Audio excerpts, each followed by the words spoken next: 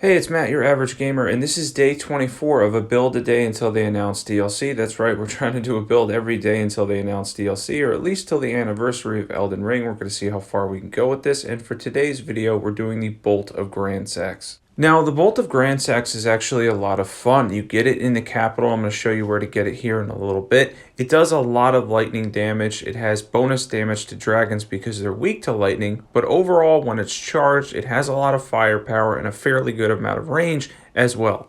And another thing to note here is it is really cool, and since you get Ancient Lightning Spear out of this, which is kind of unique to the Ash of War, it's really fun to use too because it's aesthetically pleasing while also being really powerful, can be charged, and the distance it has is actually very, very good. It has a really good range on it that you can basically like rifle it from a distance. And where do you get the Bolt of Gransax? Well, when you're in the capital and you're at the Erdtree building, the building that you fight Godfrey Golden Shade in, if you go outside of it, there's an elevator that you take down. It's going to bring you down to this area, and you're going to have to climb the spear that's in the middle of the capital. And cool enough, I think it is the Bolt of Gransax, but I mean, it literally looks exactly like the weapon, so it's kind of obvious where to get this as well. And being able to jump down here isn't the easiest thing in the world for me. I found it easy just to jump off the side here, eventually when I did get it. There we go.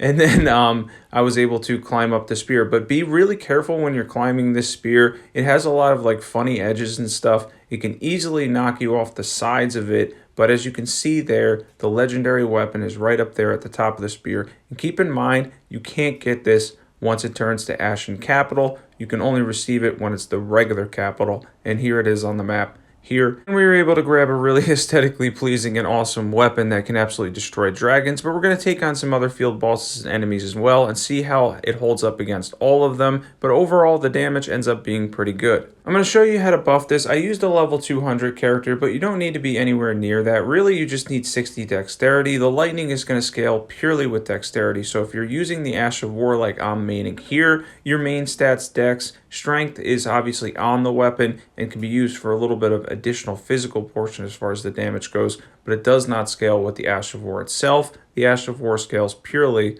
with dexterity. Like a lot of other good things in Eldenring, this is boosted by the Godfrey Icon, so be sure to charge it if you can. Keep in mind that if you can't charge it, that's alright, you'll get decent damage, but you're always going to get more damage between the Godfrey Icon and the fact that there's more damage with it to be charged to begin with, so you always want to try to charge it, and since you have a lot of distance with this, you should be able to get at least 2 charge attacks off on a lot of bosses before they even hit you. Especially when it comes to field bosses, because you can sneak up on a lot of them, and then other ones like the dragons have long animations where they just stand there and scream or whatever. At that point, just send as many, lightning spears as you can to the dragon's head, and you're going to do massive damage. And then we get to hit the magma worm here too, which also takes good damage from this. Again, we took mostly field bosses on to kind of test the damage, and I ended up coming up with a really good build for it talisman-wise. All 4 talismans I'm using boost it in some way, so this is probably one of the better Bolt of Gransax builds that you might see, in the sense that we're just strictly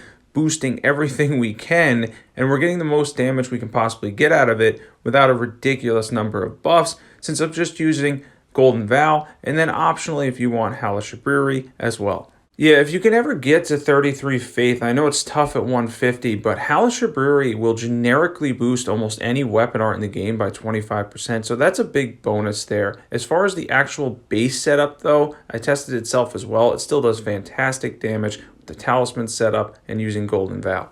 This is one of those weapons that can definitely be buffed a fair bit, and it does do better in New Game and New Game Plus. On the later journeys, I'm on 5 here, but on the later journeys, it does taper off a little bit, but you can still get fairly good damage out of it, and if you're somebody that wants to run the Bolt of Gransax, I think the build that we're going to show you towards the end of this video, you're going to end up really loving, because it does make the most out of a really cool and aesthetically pleasing weapon art that obviously is pure lightning damage as well. And again, it scales off dexterity in the weapon, so your main stat is dexterity. So consider that if you're going for a 150 build to get dex as high as you can. It will hard cap at 80 and soft cap the damage at 60. This is really a fun one too because it gives you a lot of hang time. I do want to note one thing though. If you're near any cliffs or edges or anything like that, this will actually pull you forward a lot. So be careful when using the weapon art in those instances because you may end up falling off a cliff or something, which actually happened to me once or twice because it does pull you forward with the animation.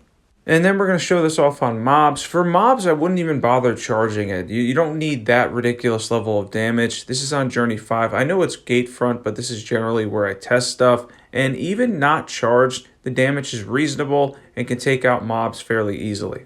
Yeah, and you're able to just pretty much obliterate any of the mobs that you have to worry about. And the distance, again, is something that I really want to highlight here. If you're not somebody who's used the Bolt of Gransax, it has a ridiculous amount of distance. It was actually heavily favored in PvP around launch time. I think most people know how to dodge it now, but even so, the ridiculous distance and the fact that it has relatively high damage give it a huge advantage there too. And as you can see, in PvE, it's quite impressive as well. But mainly between the power and the distance, it makes it a very reliable weapon.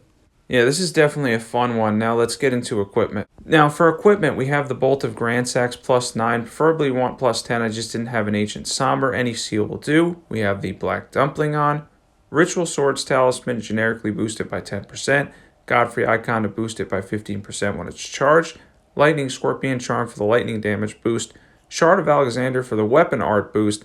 And then we have the lightning tier, and then if you want to use the faith tier to help you with buffs as well. Now, this is on my level 200 character, but once again, this can easily be done at 150. Just go for 60 dexterity, and everything else is up to you. I would make sure your faith gets at least to 25, so you can do Golden Vow. If you can somehow get it to 33, then you can use Howl Shabriri for the 25% generic damage boost that gives you as well. Now for buffing this, it's actually not overly complicated. This isn't too hard to buff. I'm going to show you here how to do it. Now, if you're using Howl, the first thing that you're going to want to do is proc the Black Dumpling, because that's going to give you an extra 10% damage for a minute when you go mad. That combines with Howl Shabriri to give you 35% in total for a generic damage boost. Then make sure you tapper off your flask and fill that up, and then you're going to drink your tear because you're going to use the longer duration stuff. So we got the lightning tear in there, and then Golden Vow. Blessings Boon is completely optional for a little extra HP, and then we're going to use Howl one last time so we can kind of restart that 40 seconds on the boost, and then we're going to use the really cool weapon art in Ancient Lightning Spear. It's pretty awesome to use, and obviously be sure to fully charge it to maximize your damage.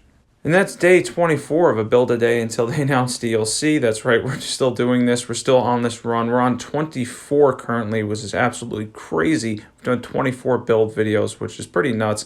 But yeah, it's been a blast. Definitely be sure to subscribe if you're interested in that and Eldenring content. We've been covering a ton lately. We've got a lot done. We've got a lot of builds done. It's been an absolute blast. Once again, I appreciate everybody that's been following this series to this point. It's been fantastic. If you're into Elden Ring builds, if you want to see some super overpowered builds, definitely check out the ones that are on my channel. Thanks for watching, everybody, and I will catch you guys there.